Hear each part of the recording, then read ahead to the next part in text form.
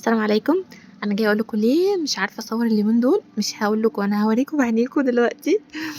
بابقى عايزة أعمل مقدمة كبيرة أوي، بس باخاف لحد يزهق يعني، فالمهم هاخش في الموضوع على طول. أنا كنت راضية البوتاجاز كانت عين واحدة اللي شغالة وراضية، الحمد لله ربنا كرمني قُلت أشغّله أصلّحه يعني، فبقى بالمنظر ده.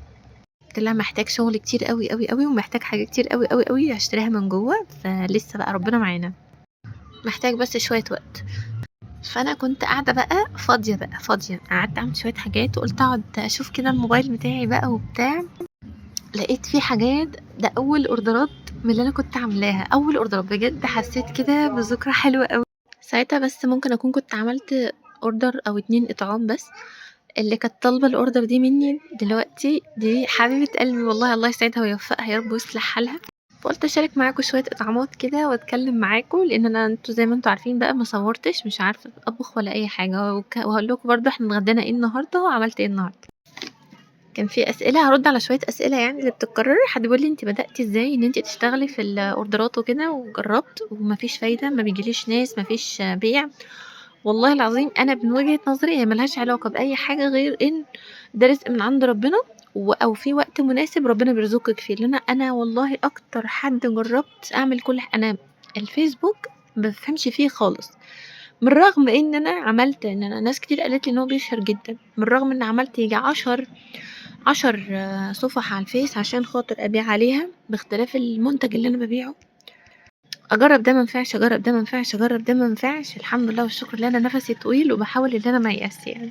من أول إيه، خامات حلويات، يعني كنت باشوف إيه الحاجات اللي مش حواليّا مش موجود منها، خامات حلويات، ملابس شرعية، ما كانش في يعني اللي هي برضه النقابات والحاجات دي عندي ما كانتش موجودة.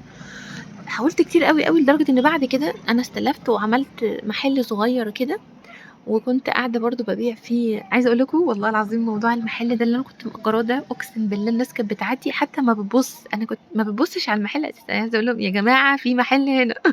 يا جماعة في محل هنا، طب بُصّوا طب وما تشتروش يعني، حسّسوني إن أنا موجودة، في حاجة غلط يا جماعة في إيه؟ الناس بتعدّي مش بتبُص أصلًا.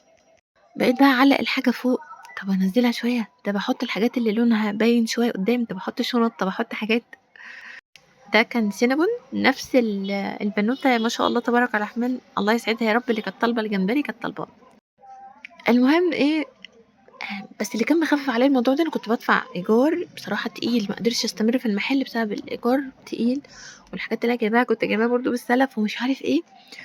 فأنا ما قدرتش أستمر، ولكن ما زعلتش. الحاجة الوحيدة اللي اتعلمتها وده درس أخدته موجود في المحل دوّة، كان في بنت يتيمة بتيجي تقعد معايا في المحل ده، بنت ما شاء الله كبيرة، هي مش صغيرة بس يعني مثلًا عندها 18 سنة أصغر مني، ولكن يعني هي ما شاء الله حلوة أنسة ما شاء الله، بس علمتني درس والله. يعني أنا لسه هازعل وهيأس بقى، أنا يا رب اشتغلت كتير وعملت كتير وحاولت كتير وما فيش فايدة والّا إيه ومش عارف إيه وكده، أبُص بقى ألاقي دي بتيجي استريحت لي في الكلام، فجات يا حبيبتي كانت بتقعد معايا تعمل إيه، والله كانت بتيجي يا عيني تنام شوية، كانت بتيجي تستخبى في وسط الهدوم تستريح شوية. ليه؟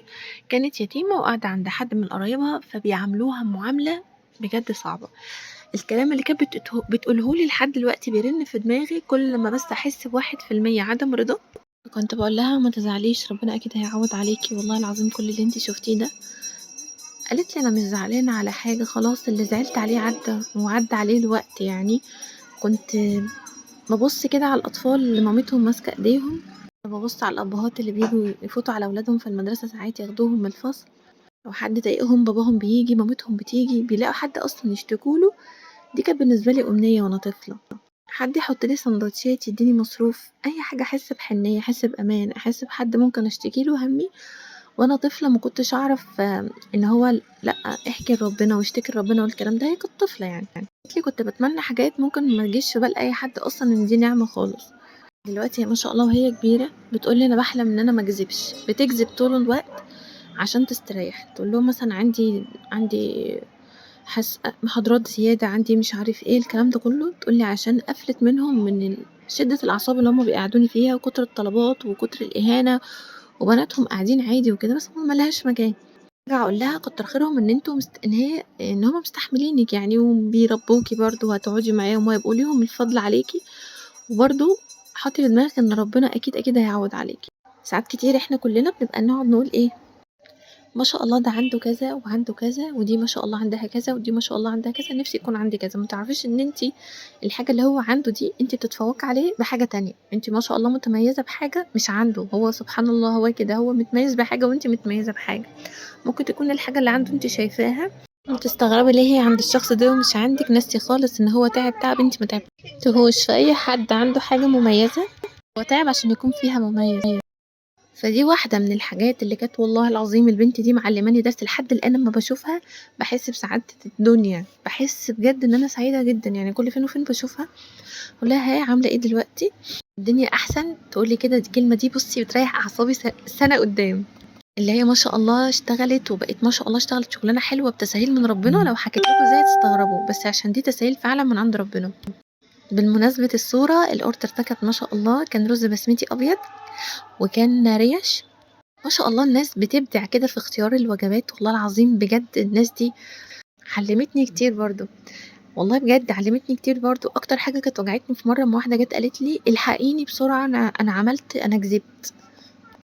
أعمل إيه؟ أنا خايفة أتغمس في النار، لأن فعلًا اليمين الغموس كنت سمعت وقريت كتير إن اللي هم يعني إيه اليمين الغموس، يعني بيتغمس في النار اللي بيعمل كده. فقلت لها هو أنا على قد ما أسمع وأنت اسألي برضو، اللي كفارة التوبة ورد المظالم. انت لو حلفتي او اقسمتي على حاجة مش صح وظلمتي حد او جيتي على اي حد، فحاولي تردي المظالم دي وتوبي. قالت لي لا انا هعمل كل حاجة، انت عارفة يعني ايه اتغمس في النار؟ اعملي لي اطعام وهتوب وهصلي مش عارفة ايه وهطلع صدقة ايه وهعمل ايه وهعمل ايه وهعمل ايه. مش صاحبة الاوردر دي بس انا افتكرت يعني بالمناسبة حاجات كتير قوي زي كده. والله العظيم بجد انا اللي اتعلمت منكم حاجات كتير قوي. جزاكم الله الجنة وربنا يخليكم ليا يا رب وما تحرمش منكم ابدا. ناس كتير الاقيها عامله لي بوستات، والله بفوجئ كده الاقي ناس عامله لي بوستات على مجموعات على الفيس اشتروا منها اعملوا معرفش ايه. بجد انتوا اللي ناس جميله، ربنا يبارك لكم وجزاكم الله الجنه يا رب. انا طولت في الحته دي بس في حد تاني بيقعد يسالني انت اسمك ايه انت اسمك ايه. انا اسمي هبه والله وقلت كتير قوي، بس أنا يعني عندي مصطفى وعندي جنات، فمش باحب دايمًا أقول اسم ما أعرفش إيه، باحس أكتر أسهل مامة مصطفى، مامة جنات، أم مصطفى، أي حاجة من الحاجات دي. إيه كمان دي كانت بليلة بقى بالمكسرات. بُصّوا كانت order تحفة. كان كل order بيتعمل معايا والله العظيم. وجبات الإطعام دي يا جماعة معجزة. أنا في مرة عايزة أبقى أنزّل لكم بس أستأذنهم إسكرينات من الناس اللي بتبعت لي تقول لي الحقي أنا الأمنية بتاعتي اتحققت، الحقي أنا جرى لي كذا، الحقيقة أنا جرى لي كذا. أنا بجد مش قادرة أصدق إن أنا ربنا استجاب لي والله العظيم بجد يا جماعة. أبقى هاستأذن بعض الناس وأنزل لكم الإسكرينات بتاعة الواتساب. أنا هنا بقى بما إني مش هاطبخ ومش هاعمل، قعدت أروق في الدولاب وأغسل في الغسيل وأطبق وأعمل شوية حاجات، وهنزل دلوقتي كمان هنفك عن نفسنا شوية. بس عقبال ما هنشر هقول لكم كمان أنا ليه اسمي لوش يا جماعة. والله أنا قلت برضو كتير بس ممكن تكون صح ناس جديدة. اسمي لوش عشان أنا بابايا كان مدلعني وأنا صغيرة بيقول لي يا لوش. فجه أما أخويا يعمل لي الحساب بتاعي أنا ما كنتش عارفة، هو كان فاهم شوية في الكمبيوتر ولحد الآن يعني أنا مش عارفة أوي في الحاجات دي. فهو سماه لي كده لوش حاجة كمان مش عايزة أقول لكم إيه كمان عشان هو كان بيهزر معايا يعني. فأنا كان بيسميني لوش وشعر منكوش. مش هاخبي عليكم من باب الهزار والله. عشان كده كمان الصورة أنا مش قادرة أغيرها أوي لأن أنا ساعتها الاسم عشان شوية غريب. أنا دي كانت برضو سادس سابع تامن 9 قناة أعملها وبنسى الباسورد بتاعها أو مبعرفش أفتحها. فساعتها بقى الاسم عشان مميز شوية فالقناة اتعرفت حبة، فأنا خفت إن أنا بقى إيه أغير اسم القناة أو الصورة أو الكلام ده كله عشان بس ما أقعدش من تاني. أنا بقالي 5 سنين بس على القناة دي، ادعوا لي ربنا ييسر لي الأمر يا رب إن شاء الله.